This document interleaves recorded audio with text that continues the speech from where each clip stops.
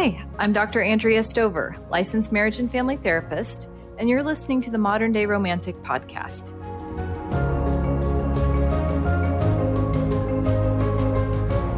Hi, everyone, and welcome to today's episode.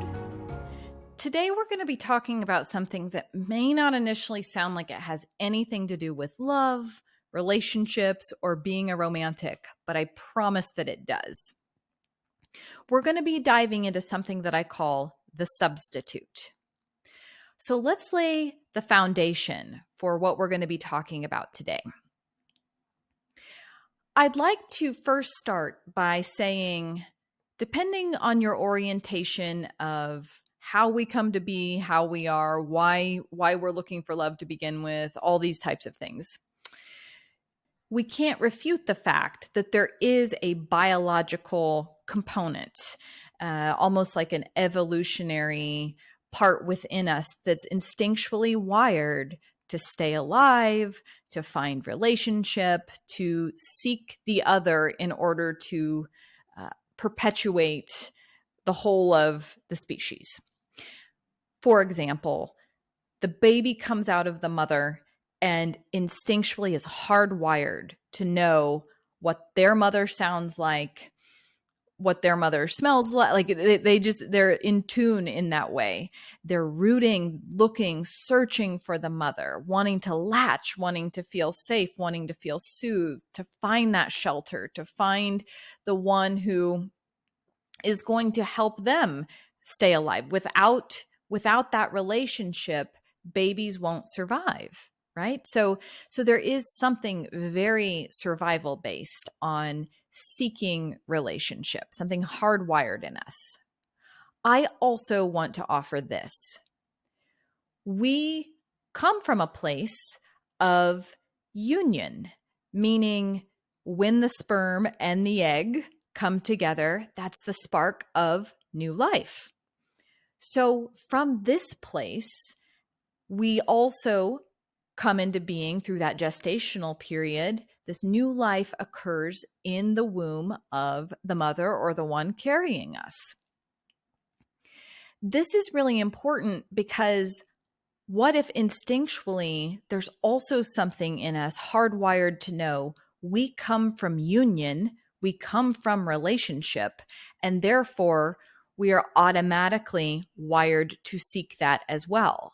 Do you hear and feel the flavor difference between, oh, yes, biologically I'm wired to do this to stay alive versus, hey, there's something about relationship that makes me feel like that's home, like that's my origin. I come from relationship, because we all do. Every single one of us. We can't come into the world without the two coming together to create the spark of us as a new life. So there we are in the mother's womb, in the one that's carrying us for 9 months, roughly 9 months or so. And we're born. And we don't know the difference when we're born, that we're separate until a few months into our growth and development, that we kind of start to register, oh, mom and I aren't one. We're not the same. So this is really important too, because again, our first experience of living our own life is from a place of union, is from a place of fusion in that way. There's a merging, there's an identification as mother, as the caretaker for us.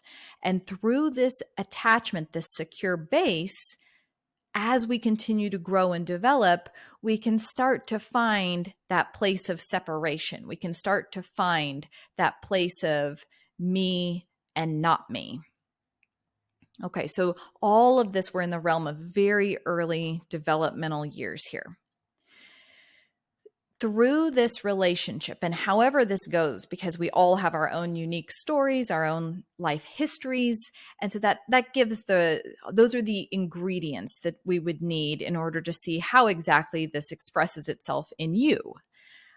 But generally speaking, these relationships with parents, early caretakers, sets the tone for what is to come. I believe as we start to grow and develop and we separate from the parents, we come into relationship with others. This would be that initial place of substitution.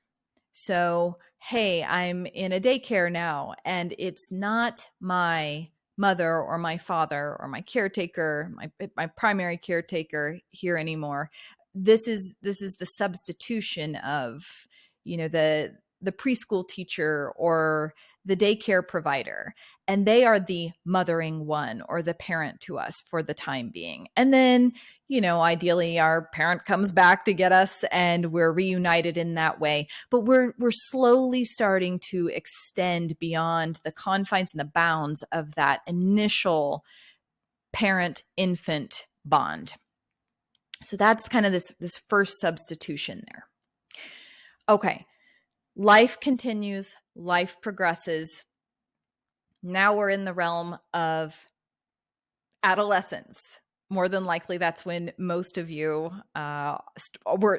began to be interested in dating, romantic relationships, other people in this way of, which is very different from having a friend, because yes, we have friends, we have people that we like spending time with, that we enjoy being around, but something comes online when we start to look at someone as a prospect for a romantic partner that's very similar to that initial stage of that parent-infant bond. I think that's evident in these experiences of falling in love, where you kind of fuse, you merge, you become one for a bit. And that takes us back to our roots. It takes us back to our origin of, oh, I remember this on some strange level, even though it's happening for the first time in this type of way. There's something natural about it. So the relationship, the dating relationship, it progresses, it doesn't, however that story turns out, that also helps to lay the storyline, the plot line for you and what relationship looks like for you, what you expect it to be, how you think it'll go. And for most people, not all, for most, those initial relationships don't end up being the one that people commit to being in for the rest of their lives. And so those early relationships, laying the foundation, the groundwork, we carry those forward as well. So maybe the next person you're with, if you're still interested in the first person you were with, or that plot line, that person might then become the substitute. Okay, well, person A isn't here anymore, but I still want that type of relationship. So you're person B, but you're substituting. You're playing this role in this way. So we're really now starting to get into this idea of the substitute and how this applies to relationships. What I want to say about the substitute, which, by the way, the definition of substitution goes something to the effect of the act of subbing out one person or thing for another. This is really, really important, because if we're not conscious of this is the whole reason I want to talk about this today. If we're not conscious of this, in some strange way, we're not really even having a relationship with the other person that we're in relationship with then. We're more having a relationship with who we want them to be for us, to us, the role that we cast them to play in our own personal love story. That will be linked to your beginning experiences of first encounters in relationship with your parents. There's going to be some flavor there, and all other relationships up to that point that have informed that, as well as, media consumption, stories you've taken in. How have you come up with the plot line for what love and a relationship is supposed to look like for you, or what you want that to look like? The point here, though, is this substitution. This is where I think it starts to get risky to be in a relationship, because without realizing it, people can be using one another. Let me give an example. And this could be at any point in time in someone's life. Let's say someone didn't actually healthily separate from their parents to begin with. And separate doesn't mean not have contact, not have the parents have influence in their life, but it means, hey, I didn't get to become enough of me in your presence and bump up against you where there could be a me and a you and kind of work relationship out in that way. And instead, you sort of stay undifferentiated. You over-identify with the parent still or with the version of you from your childhood. So you go to be in a relationship with someone, you're going to carry that forward and want and look for someone perhaps to be your parent. You're going to be looking for that type of a relationship with someone. So who's going to be the substitute mother to me, father to me? Who's going to be my caretaker next? And I think there needs to be a real distinction between a parent-child relationship and a romantic love relationship. Because if not, in some weird way, there's almost an incestual feel to that then. You are now in relationship with your mother or with your father in partner form. That's not really the goal here. That doesn't mean that you can't look for certain qualities and characteristics and or find yourself in relationship with someone who's similar to them, because unconsciously that's probably going to happen in some ways. But you need to understand that's coming from you unconsciously. You are looking for someone that's familiar. You're looking for someone that feels like, oh, there's a tug here. There's something that unconsciously reminds me of the dynamic between myself and my parent or a previous relationship that needs to get worked out or worked through a bit more. And that's why I am attracted to you rather than just kind of blindly or unconsciously idealizing a parent and saying, hey, I want to find someone just like my dad or just like my mom. Or so this is just one example of this substitution piece, because without consciousness, the substitute is really saying, I'm going to use you to be second. I'm going to use you as the replacement to the first or to the primary that I had in this role. Another example of a substitution would be the rebound, using someone as your rebound, quote unquote. This is not fair to do to another human being because they may not know that you are using them to be a proxy for the body, the person, the relationship that they just had. And therefore, their personhood isn't going to be honored because they're substituting for something from you. Now, very likely the substitution goes both ways for people.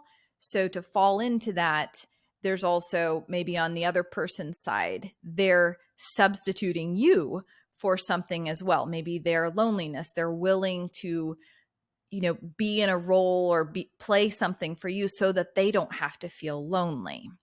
So there's lots of layers to this concept or this idea of what I call the substitution. But the real point that I want to make from this, first thing I really, really want to make sure is clear, is that being conscious and being aware makes all the difference. When you are unconscious that you are substituting a person for something that is yours that you need to be working on or working through, or maybe something that you aren't getting. Here's another example of how this happens is people that fall into affairs typically is because something is not happening.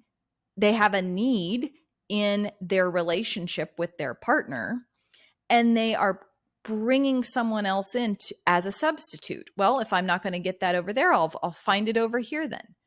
Not cool, not a good idea, because you're not really doing the work then, right? Like, and again, I'm not judging this. I'm just saying these are how these substitutions unconsciously and almost instinctually automatically present themselves in people's lives. So, what is it that you are trying to substitute for? If you think about this in your own life, who or what is playing a substitute role? How can you be in conscious relationship with a person who also might be aware of what they're trying to work through and not use each other, but more allow for that consciousness to help? That will ground it. That will keep the eye to eye relating, the person to person in that relationship, and not be more in kind of this one-sided, foggy, I'm going to project all this onto you, and therefore I don't have to deal with it within my own self and my own being. Another example I really want to bring up about this is, maybe you've seen this, maybe you've experienced this even yourself, but let's say a person is married, they become dissatisfied, discontent in the relationship, they get divorced, and very quickly they get into another relationship. And little alarm bells are going to go off in my head if that happens, because a lot of the time it's a substitution. It's like, well, I want to be married, and I want that type of relationship. It didn't work out here, so I'll just jump into something else with you, and that will be the substitute. The real thing I want you to hear in this is that in doing that, you're missing the actual other person that you are in relationship with, as well as connecting with you. If we go really fast through these things and are almost desperately seeking that substitute because we can't be alone with ourselves, because we don't want to sit with the questions we may not know the answer to, or be in a place of uncertainty, or that place of not even being able to have words, and you just don't, something feels off. It's really important to grow the capacity to be able to do that, so that you're not substituting in this unconscious type of way. Another important point I want to make about this idea of the substitute in romantic relationships is there can be this real trap if you're not seeing the other and you're only being able to see what you project onto them. Then in some ways there's a lot of narcissism going on there. And because you're not actually relating with the other person, it's kind of all about you in that way. Again, and this is if it stays unconscious. So what can happen is all is well and good as long as the other person is playing, the game according to the unspoken rules here, your unspoken rules or expectations of how they're supposed to play that role. If that is operating unconsciously, what a person might do is say, as soon as that mirror breaks or shatters and the reality kind of starts to break through, the light of consciousness, the light of reality, the person may end the relationship in order to try to go find the next ideal, the next perfect. And if we go back to the beginning where we're talking about that state of union, that state of oneness, you can start to see how narcissism and that have some type of a relationship there, because there is no separation. There's no actual individuals relating with one another. And I often say that in high levels of narcissism, and when that shows up in a relationship, that's really oftentimes a relationship where there's only space for one person. There's only room for one perspective, one person's agenda, one person's ideas, values, et cetera, et cetera. So this is something to, again, really watch for, is if you find yourself in relationships where someone is seeking the ideal, but the shadow of this might be they're looking for a perfection from you because they want that. It's like a distortion of that state of oneness. It's a it's not in its purest form, or even in a conscious form of what someone is actually looking for. So they are confused and think, hey, I'm actually looking for this perfection, this unity, this transcendence, this oneness. And what that means is you're going to be exactly like me, or you're going to think like me, or you're going to do everything that I want you to do. And if you don't, then that shatters this illusion and signals to someone with high degrees of narcissism, well, I gotta move on, because I gotta find someone else or somewhere else that I can get all that it is that I'm looking for.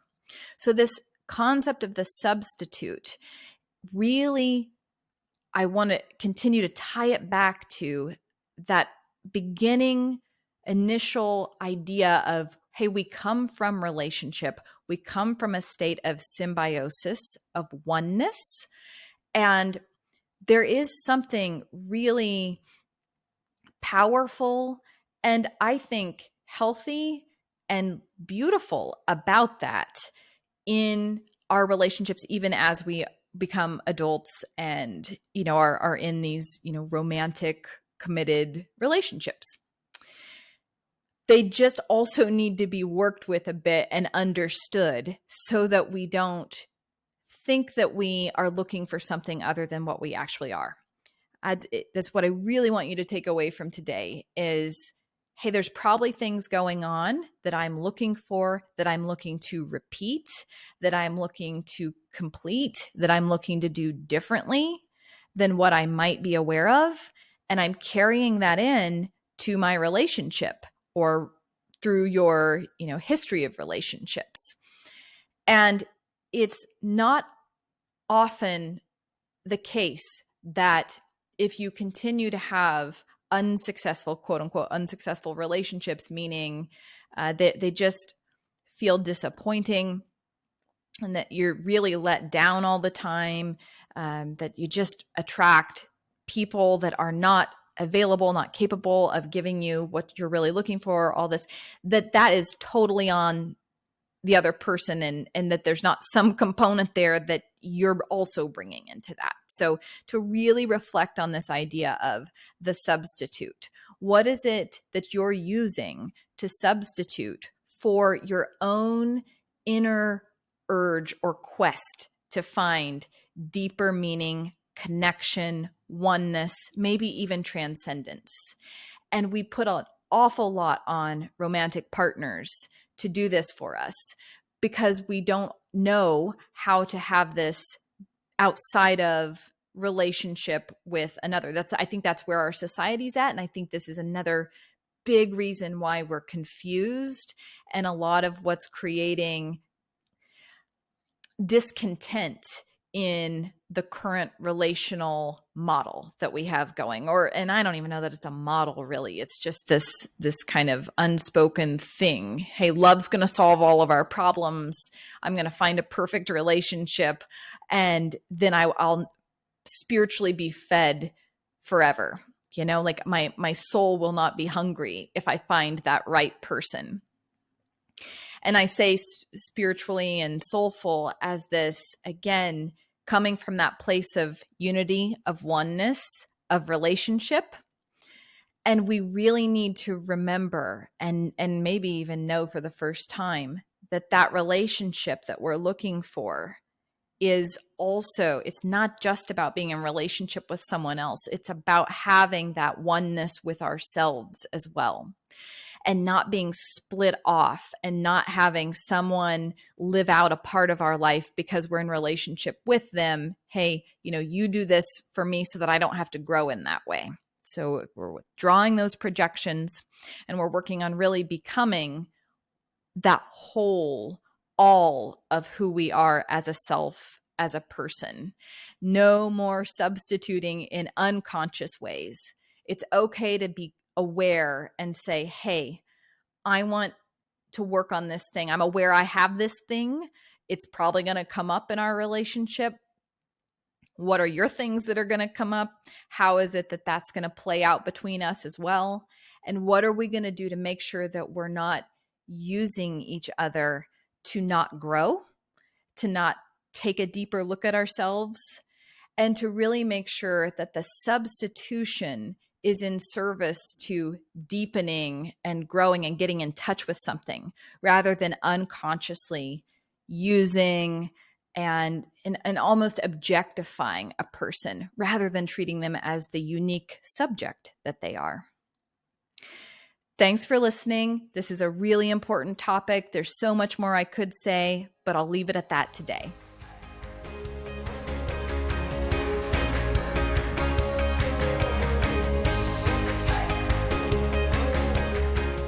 Thanks so much for tuning in to today's episode. If you're interested in learning about ways to work with me, head over to my website, themoderndayromantic.com. From there, you'll be able to contact me and learn a bit more about the customized intensives and retreats I offer both individuals and couples. You'll also be able to support future podcast production via Patreon. There are several membership levels to choose from, including the Beating Hearts Club, which gives you access to exclusive content every month. Thanks so much for your support, and I'll see you next episode.